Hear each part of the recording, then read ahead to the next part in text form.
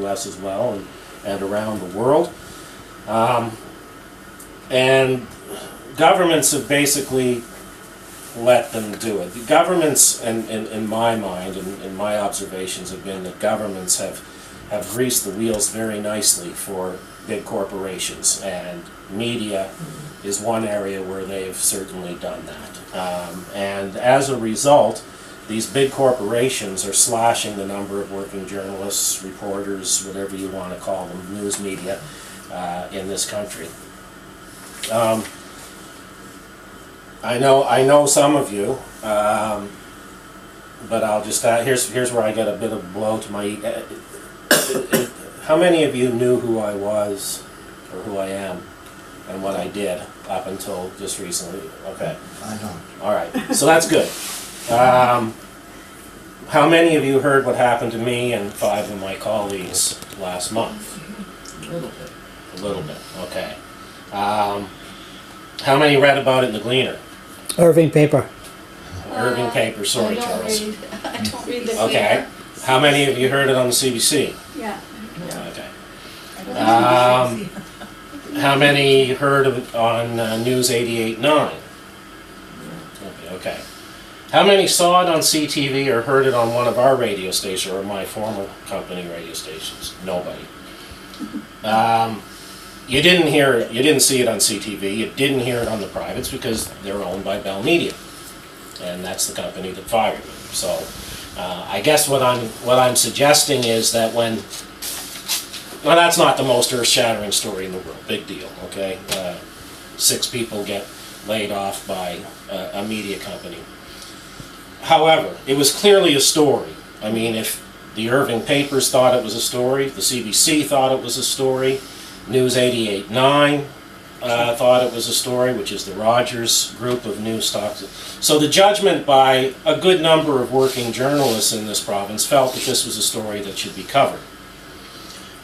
Those who rely on Bell Media, which now, by the way, is by far the largest media company in this country. They were probably the largest before they acquired Astro Media. Astro Media was probably the 2nd largest in the company, and now they've combined forces. So anybody who relied on Bell Media for their information didn't know about that story. Now, as I said, the world's not going to come to an end because that story didn't get on. But it begs the question, what else are we missing? What else are the Bell Medias not covering? What else are the Newfoundland Cap or Newcap group of stations not covering? Because they have a corporate interest in what they're doing. And that's the danger. That is a very real danger, and again, most people don't really recognize that as a danger. So what else are we missing? I think we're missing an awful lot. I think we only hear just a small fraction of things that we should hear about and should know about if we're going to live in a democratic society. Now, in this country, we have twice as many communications specialists, communications officers in governments than we have reporters. Wow. And by the way, communications officers in government on average earn twice as much as those working journalists. So we have twice as many people trying to hide or spin the truth. And filter that. Yeah, spin. Spin. They're trying to hide, basic, and that's what they That's do. their job. That's their job, is to protect the minister or whatever.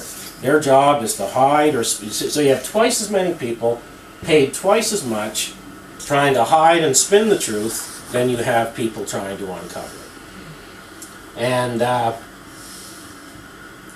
makes it really difficult, extremely difficult for media to hold government and big business accountable. And that's basically what their job is supposed to be.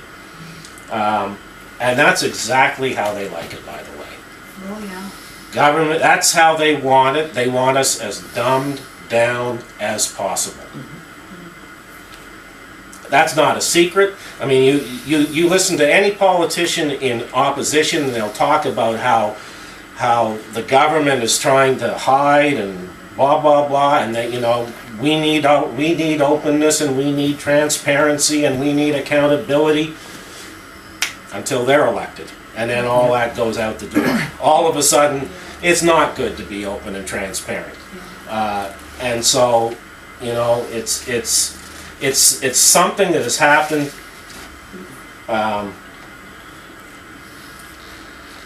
gradually, but steadily and progressively through the years. Now, in the case of Bell Media, this is, as I said, this is a mess. I mean, we all know Bell Media. They were able to spend I think it was 3.4, maybe it was 3.1, but it was definitely over $3 billion to buy Astro Media. And again, this is something that I paid a lot of attention over the almost 2-year process because obviously our company was involved. And it got rejected once by the CRTC, and I'll tell you, I've never been happier. Not because I was worried, because I wasn't particularly worried about my job. I didn't know that my job would be affected. I was just happy because I know when the CRTC turned that deal down initially, there were a lot of pissed off millionaires. Yeah. And that just made me happy as punch that these millionaires were not going to get to line their pockets. Unfortunately, as government agencies do, you dot this I, cross that T, just rejig the thing and they come back and it gets approved. I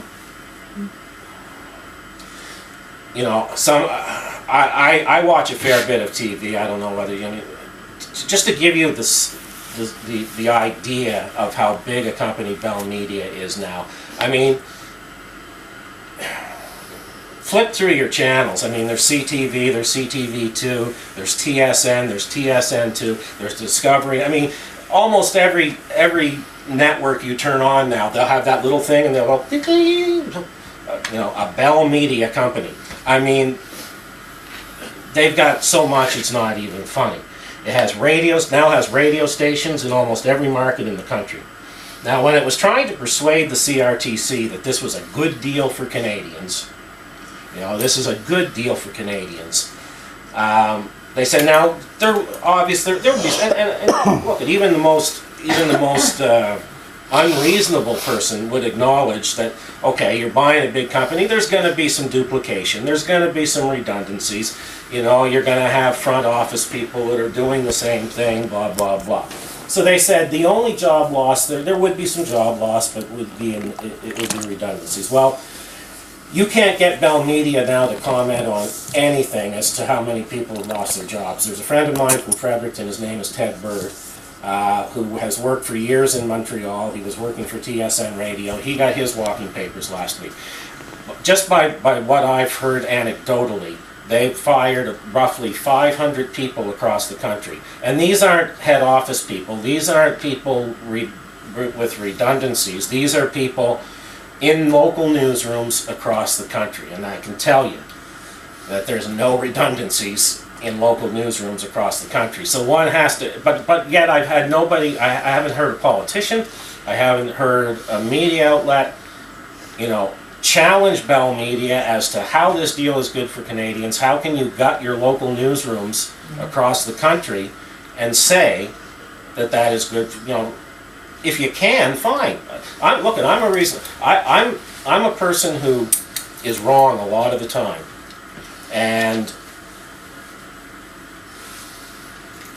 but I need to be convinced. I need a logic. So if I would just like to hear the president of Bell Media, when faced with the question, how did eliminating this local newsroom and this local newsroom and this local newsroom, how is that good for Canadians? I would like to hear the answer to that. See how they try to justify that.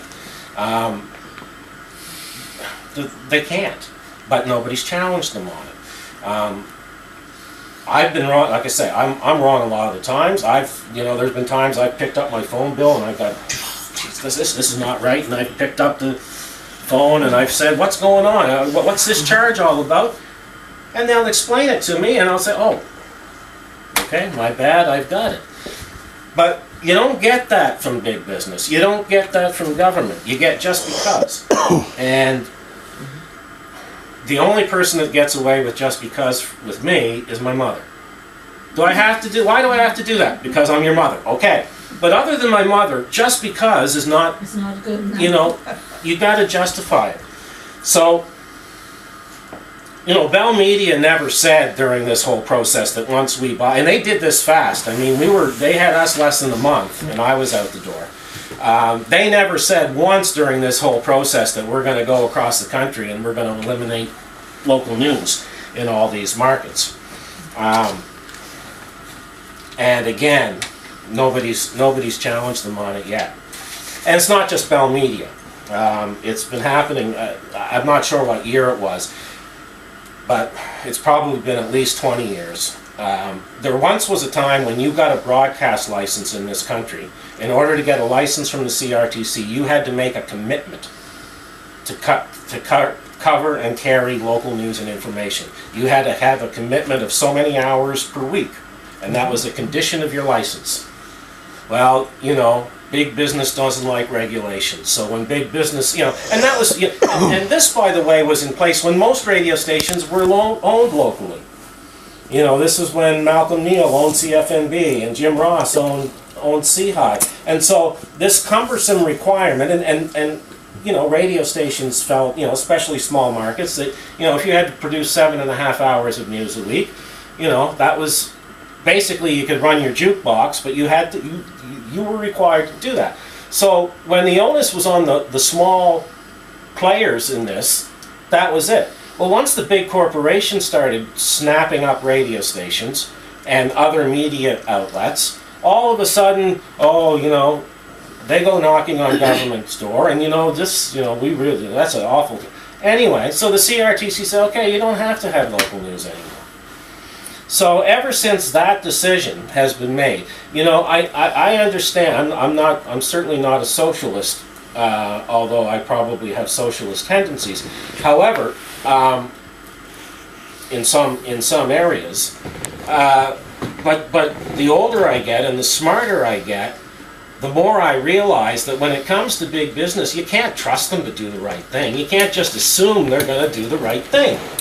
Well, Because they don't. Because their pure motive is to make more money. Yeah.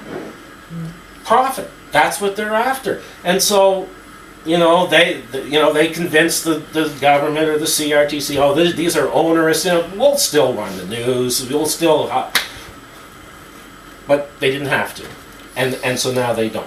When I became news director in